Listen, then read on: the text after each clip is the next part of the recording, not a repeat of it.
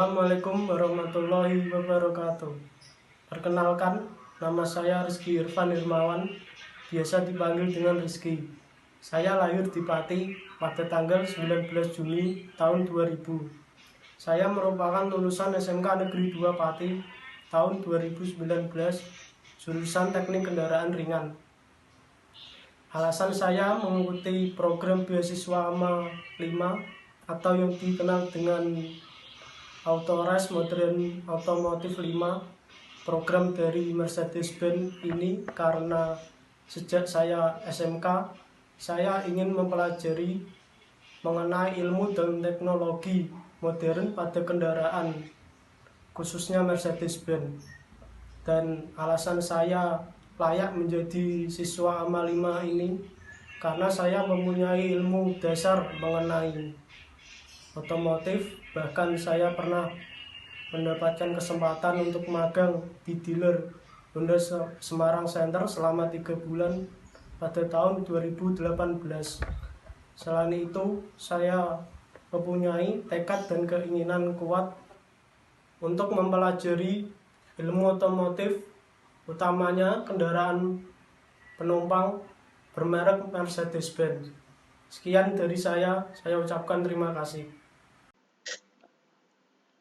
Di sini saya akan menjelaskan mengenai lubrication system atau sistem pelumasan. Pelumasan sendiri secara umum adalah suatu sistem pada kendaraan di mana pelumas ditampung, disedot, disaring, kemudian didistribusikan secara menyeluruh ke setiap bagian mesin. Media pelumas yang digunakan pada sistem ini adalah oli yang mampu masuk hingga ke celah mesin. Uraian pembahasan. Pertama, saya akan menjelaskan mengenai uraian sistem pelumasan. Kedua, mengenai komponen utama sistem pelumasan. Ketiga, macam-macam metode pelumasan. Keempat, cara kerja minyak pelumas. Uraian sistem pelumasan. Mesin terdiri dari banyak komponen yang bergerak dan bersentuhan satu sama lainnya, seperti crankshaft atau poros sengkol, connecting rod atau batang piston, dan komponen mekanisme katup.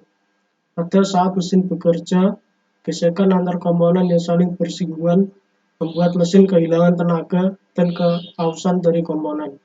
Bahkan mesin dapat berhenti beroperasi. Oli pelumas melumasi secara kontinu ke bagian-bagian mesin untuk mencegah keausan. Oli pelumas tersebut diatur oleh sistem pelumasan pada mesin. Fungsi sistem pelumasan pertama yaitu untuk mendinginkan komponen mesin secara langsung. Kedua, untuk membilas kotoran yang tertempel pada mesin. Ketiga, untuk melumasi komponen mesin yang bergesekan. 4. Untuk mencegah terjadinya keausan pada setiap komponen mesin. Gambar yang berblok warna hitam ini merupakan aliran minyak pelumas pada saat kendaraan berputar atau pada saat posisi hidup. Komponen utama sistem pelumasan. Pertama, oil pan. Oil pan atau bak oli yang berfungsi sebagai tampungan untuk minyak pelumas. Kedua, oil strainer, saringan oli kasar. Oil strainer sendiri berfungsi untuk menyaring oli langsung dari bak oli sebelum disalurkan ke oil filter.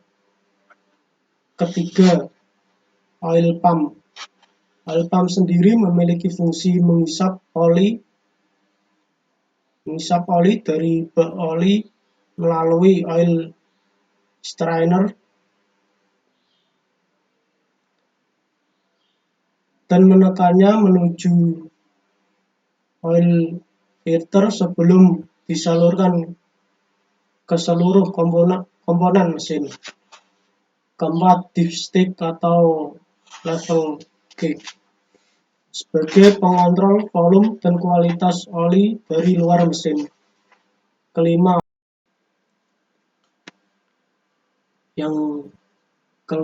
yaitu oil pressure switch. Oil pressure switch berfungsi sebagai penanda volume oli pada mesin yang terdapat di dashboard dalam kabin kendaraan. Pada kondisi normal, lampu oli akan hidup pada saat mesin off dan mati pada saat mesin berputar atau kondisi on. Jika terjadi sebaliknya, maka terjadi malfungsi pada volume oli. Yang terakhir, yaitu yang keenam, oil filter. Oil filter berfungsi menyaring oli yang berasal dari oil strainer yang selanjutnya akan disalurkan ke semua komponen mesin melalui lubang-lubang oli kecil pada komponen mesin. Macam-macam metode pelumasan. Pertama, model tekanan. Minyak pelumas disalurkan dengan cara ditekan untuk melumasi komponen-komponen mesin. Kedua, model percikan. Minyak pelumas dipercikan oleh connecting rod yang mempunyai oil sponge. Ketiga, model kombinasi percikan dan tekanan. Minyak pelumas dipercikan untuk melumasi dinding silinder dan minyak pelumas ditekan untuk melumasi komponen-komponen yang lain.